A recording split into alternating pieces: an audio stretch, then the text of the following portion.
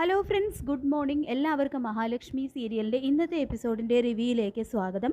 അങ്ങനെ കരുണയും മുത്തശ്ശിയും ചേർന്ന് മോഹിനി അടുക്കളയിൽ നിന്ന് പോയ തക്കം നോക്കി കണ്ണനും മഹാലക്ഷ്മിയും വരുന്നതിന് മുൻപ് തന്നെ പാൽപ്പായസത്തിൽ ആ വിഷം ചേർത്ത് എല്ലാം റെഡിയാക്കി വെക്കുന്നു.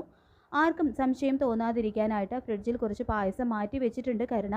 അമ്മയോ ലക്ഷ്മിയോ ചോദിച്ചാൽ തനിക്ക് തണുത്ത പായസം കുടിക്കുന്നതാണ് ഇഷ്ടം എന്ന് പറയാൻ വേണ്ടിയിട്ടാണ് കരുണ അങ്ങനെ ചെയ്തിരിക്കുന്നത്.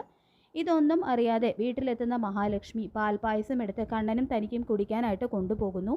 അങ്ങനെ അവർ ആ പാൽപ്പായസം പങ്കിട്ട് കുടിക്കാനായിട്ട് തുടങ്ങുന്നതും എവിടെ നിന്നോ ഒരു സന്യാസി വര്യൻ അവിടെ എത്തുന്നുണ്ട്.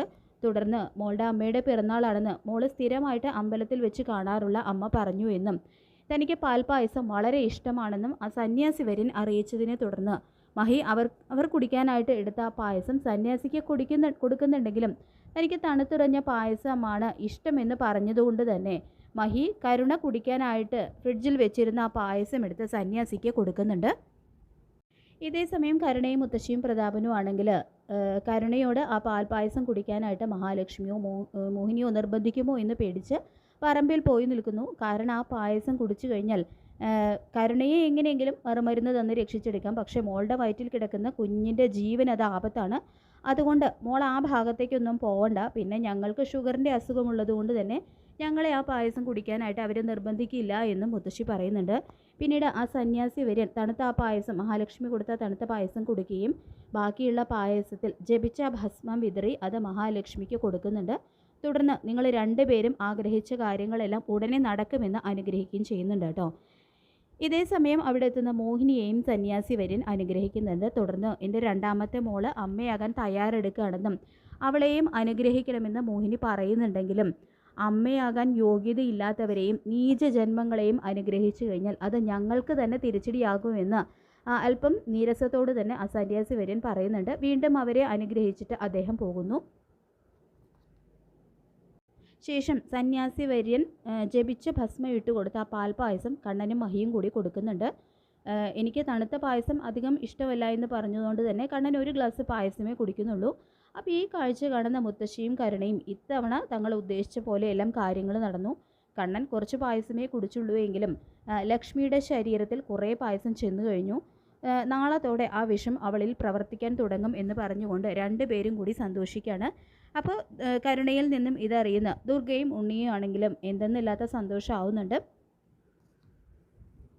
പിന്നീട് കണ്ണനും മഹിയും ചേർന്ന് മോഹിനിയോടൊപ്പം സദ്യ കഴിക്കാൻ തുടങ്ങുമ്പോൾ ഇവിടെ നമ്മൾ മാത്രമല്ലല്ലോ ഉള്ളത്, മറ്റു 3 പേരും ഇല്ലേ, അവരെവിടെ എന്ന് കണ്ണൻ ചോദിക്കുമ്പോൾ അവർക്ക് നമ്മുടെ കൂടെ ഇരുന്ന് സദ്യ കഴിക്കാനായിട്ട് താല്പര്യമില്ല, പിന്നെ നിർബന്ധിക്കാൻ കഴിയില്ലല്ലോ മോനെ എന്ന് മോഹിനി പറയുന്നുണ്ട് കേട്ടോ കണ്ണനോട്. തുടർന്ന് അവർ 3 പേരും ഒരുമിച്ചിരുന്ന് മോഹിനിയുടെ പിറന്നാൾ സദ്യ സന്തോഷത്തോടെ കഴിക്കുന്നു. ഇതേ സമയം മുത്തശ്ശി അവിടെ വന്ന് അതെല്ലാം നോക്കിക്കൊണ്ട് നിൽക്കുന്നുണ്ട് കേട്ടോ. എന്നിട്ട് നേരെ പ്രതാപൻ്റെ അടുത്ത് നിന്നിട്ട് നിൻ്റെ കിട്ടിയവളും അവളുടെ മൂത്ത മോളും മരുമോനും കൂടി അവിടെ പിറന്നാൾ സദ്യ ആസ്വദിച്ച് കഴിച്ചുകൊണ്ടിരിക്കുകയാണെന്ന് പറയുമ്പോൾ അവൾ വീഴുന്നതിന് മുൻപുള്ള അവസാനത്തെ സന്തോഷമാണിതമ്മേ എന്ന് പറയുന്നുണ്ട് കേട്ടോ പ്രതാപൻ. എന്തായാലും നമുക്ക് നമ്മളുടെ മോളുടെ മുഖത്തെ സന്തോഷം കാണാൻ പറ്റിയല്ലോ അമ്മേ, അതുപോരെ എന്ന് പ്രതാപൻ ചോദിക്കുമ്പോൾ അന്നേര് കഷ്ടിച്ച് ഒരു ഗ്ലാസ് പായസമേ കുടിച്ചുള്ളൂ മുത്തശ്ശി എന്നെല്ലാം കരുണ പറയുമ്പോൾ അത് മതി മോളെ, അത്രയ്ക്ക് മാരകമായ വിഷമാണ് അവൻ്റെയും അവളുടെയും ഉള്ളിലേക്ക് പോയിരിക്കുന്നത്. അതിൽ നിന്നും ഒരു നുള്ള് ശരീരത്തിൽ ചെന്നാൽ തന്നെ ഒരു ഡോക്ടർ വിചാരിച്ചാലും പിന്നെ രക്ഷയില്ല എന്നെല്ലാം പറഞ്ഞുകൊണ്ട് മുത്തശ്ശി കരുണയെ ആശ്വസിപ്പിക്കുന്നുണ്ട്. പിന്നീട് കണ്ണനും മഹാലക്ഷ്മിയും സദ്യ കഴിച്ചതിന് ശേഷം പ്രതാപനും മുത്തശ്ശിയും കരുണയും ഒരുമിച്ചിരുന്ന് സദ്യ കഴിക്കുന്നുണ്ട്. പിന്നീട് മോഹിനി കരുണയുടെ അടുത്ത് വന്നിട്ട് പറയുന്നുണ്ട്, മോള് ഇതുവരെ പായസം ഒന്ന് രുചിച്ച് നോക്കുക പോലും ചെയ്തില്ലല്ലോ, മോള് ഫ്രിഡ്ജിൽ വെച്ച പായസം ഇപ്പം തന്നെ തണുത്തുറഞ്ഞു കാണും, മോൾ അതെടുത്ത് വേഗം കുടിക്കാൻ നോക്കുമെന്ന് പറയുമ്പോൾ ഇനി പേടിക്കേണ്ട കാര്യമൊന്നുമില്ല, കാരണം വിഷം ചേർത്ത പായസം ലക്ഷ്മിയും കണ്ണനും കഴിച്ചു കഴിഞ്ഞു എന്ന് കരുതി കരുണ ആശ്വാസത്തോടെ ഫ്രിഡ്ജിൽ വെച്ച പായസം എടുത്ത് കുടിക്കുന്നുണ്ട്. അങ്ങനെ വൈകുന്നേരം കേക്കെല്ലാം മുറിച്ചു കഴിഞ്ഞതിന് ശേഷമാണ് കണ്ണനും മഹാലക്ഷ്മിയും തിരികെ കമലേശ്വരത്തേക്ക് പോകുന്നത്. കരുണയാണെങ്കിൽ 2 ദിവസം കൂടി സ്വന്തം വീട്ടിൽ തുടരാനും തീരുമാനിക്കുന്നു.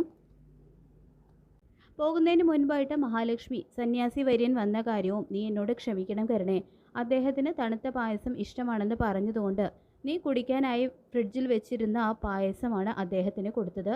നീ വിഷമിക്കണ്ട, ഞാനും കട്ടേട്ടനും കുടിക്കാനെടുത്ത പായസം തിരികെ വെച്ചിട്ടുണ്ട്. നീ ദേഷ്യപ്പെടും എന്നതുകൊണ്ടാണ് ആദ്യം അത് നിന്നോട് പറയാതിരുന്നത് എന്ന് മഹാലക്ഷ്മി പറയുന്നത് കേട്ട് കണ്ണ് തള്ളി നിന്ന് പോവുകയാണ് കരുണയും മുത്തശ്ശിയും പ്രതാപനും. അതിനുശേഷം കാണിക്കുന്നത് മേഘൻ വാമനോട് പറയുന്നുണ്ട്, ഇത്തവണ കരുണമോള് നമുക്കൊക്കെ വേണ്ടി മഹാലക്ഷ്മിയെ കൊണ്ട് ആ വിഷപ്പായസം കുടിപ്പിച്ചു വച്ചാ. അവളുടെ കൂടെ കുറച്ചാണെങ്കിലും കണ്ണനും അത് കുടിച്ചിട്ടുണ്ട്. കുറച്ച് ഡോസേ ഉള്ളിൽ ചെന്നിട്ടുള്ളെങ്കിലും രക്ഷയില്ലെന്നാണ് കരുടയുടെ മുത്തശ്ശി പറഞ്ഞത് എന്നാണ് ഉണ്ണി പറഞ്ഞത്. ഇതുപോലെ എനിക്ക് ഒരാളോടുകൂടി പ്രതികാരം നിറവേറ്റാനുണ്ട് അച്ഛാ. എങ്കിലേ പൂർണ്ണമായും എനിക്ക് മനസ്സ് തുറന്ന് സന്തോഷിക്കാൻ പറ്റൂ. ആ സാഗർ അവനെയും മഞ്ജുവിൻ്റെ ജീവിതത്തിൽ നിന്നും ഒഴിവാക്കണം. മഹാലക്ഷ്മിയും കണ്ണനും സാഗറും ഇല്ലാത്ത ലോകത്ത് മഞ്ജുവിന് പിന്നെ ആശ്രയം ഞാൻ മാത്രമാണ് അച്ഛാ. ഇനി അത് അച്ഛന് നേരിട്ട് ബോധ്യമാവുന്ന ദിവസങ്ങളാണ് വരാൻ പോകുന്നത് എന്നെല്ലാം മേഘൻ പറയുന്നുണ്ടെങ്കിലും ഇങ്ങനെ മഹാലക്ഷ്മിയും കണ്ണനും മരിക്കാൻ പോവുകയാണെന്ന് കരുതി സന്തോഷിച്ചപ്പോഴൊക്കെ അവർ രണ്ടുപേരും ഒരു പോറൽ പോലും ഏൽക്കാതെ രക്ഷപ്പെട്ടിട്ടുണ്ട്. അതാ എനിക്ക് സന്തോഷിക്കാൻ കഴിയാത്തത് എന്നെല്ലാം മാമൻ പറയുമ്പോൾ ഇത്തവണ അങ്ങനെയൊന്നും സംഭവിക്കില്ല അച്ഛാ. കാരണം ആ വിഷപ്പായസം കണ്ണനും ലക്ഷ്മിയും കുടിക്കുന്നത് കരുണയും അവളുടെ മുത്തശ്ശിയൊക്കെ നേരിട്ട് കണ്ടിട്ടുണ്ട്. അതുകൊണ്ട് ഇത്തവണ ഒന്നും പേടിക്കാനില്ല. നേരെ കമലേശ്വരത്ത് ചെന്ന് കണ്ണൻ്റെയും മഹാലക്ഷ്മിയുടെയും അന്ത്യകർമ്മങ്ങളിൽ നമുക്ക് പങ്കെടുക്കാം എന്ന് പറയുന്നുണ്ട് കേട്ടോ മേഘൻ വാമനോട്.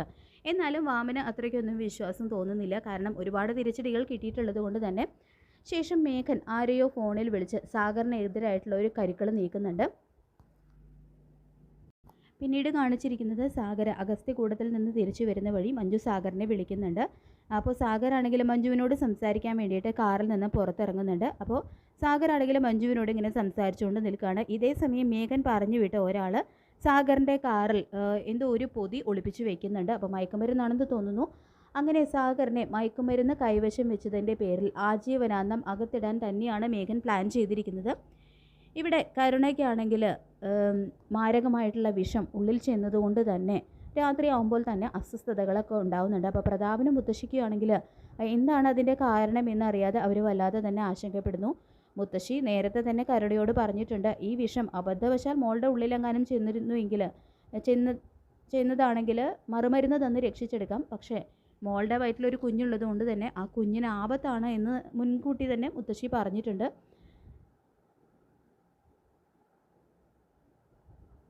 അപ്പോൾ എന്തായാലും കരുണയുടെ വയറ്റിൽ കിടക്കുന്ന ഒന്നും അറിയാത്ത ആ കുഞ്ഞിനാണ് ജീവൻ നഷ്ടപ്പെടാനായിട്ട് പോകുന്നത്. മാത്രമല്ല ഇത്രയും ക്രൂരയായ കരുണയ്ക്ക് അമ്മയാകാനായിട്ട് ഒരു യോഗ്യതയില്ല. അത് ദൈവത്തിനും നന്നായിട്ട് അറിയാം. അങ്ങനെ സ്വയം കുഴിച്ച കുഴിയിൽ കരുണ തന്നെയാണ് കേട്ടോ വീഴുന്നത്. അങ്ങനെ കുഞ്ഞ് നഷ്ടപ്പെടുന്ന കാര്യം മാത്രമല്ല കണ്ണൻ്റെ നട്ടലിന് കൂടി ചലനശേഷി കിട്ടിയിട്ടുണ്ട് എന്നുള്ള കാര്യം അവരെ സംബന്ധിച്ച് കനത്തൊരു തിരിച്ചടി തന്നെയാണ്. അതാണ് നമ്മുടെ സിദ്ധിയായിട്ടുള്ള അമ്മ മഹാലക്ഷ്മിയോട് നേരത്തെ തന്നെ പറഞ്ഞത്, മോളുടെ ജീവിതത്തിൽ സന്തോഷവും സമാധാനവുമായിട്ടുള്ള ദിവസങ്ങളാണ് ഇനി വരാൻ പോകുന്നത്. മാത്രമല്ല ശത്രുക്കൾക്ക് കനത്ത തിരിച്ചടിയും കിട്ടും എന്നുള്ള കാര്യവും അമ്മ മുൻകൂട്ടി തന്നെ മഹാലക്ഷ്മിയോട് പറഞ്ഞിട്ടുണ്ടല്ലോ. എന്തായാലും സാഗറിനെ മയക്കുമരുന്ന് കേസിൽ നിന്നും രക്ഷപ്പെടുത്താനായിട്ട് നമ്മുടെ മാർക്കോ തന്നെ മുന്നിട്ടിറങ്ങും. മാത്രമല്ല മേഘന് അതിനുള്ള കനത്ത തിരിച്ചടി തന്നെ മാർക്കോ കൊടുക്കും എന്നുള്ള കാര്യവും ഉറപ്പാണ്. അങ്ങനെ മഹാലക്ഷ്മി സീരിയലിൻ്റെ വരാൻ പോകുന്ന കിടിലൻ ഭാഗങ്ങൾക്കായിട്ട് നമുക്ക് കാത്തിരിക്കാം. ഈ റിവ്യൂ ഇഷ്ടപ്പെട്ടെങ്കിൽ ലൈക്ക് ചെയ്യുക, ചാനൽ കൂടി ഒന്ന് സബ്സ്ക്രൈബ് ചെയ്ത് സപ്പോർട്ട് ചെയ്യുക. താങ്ക്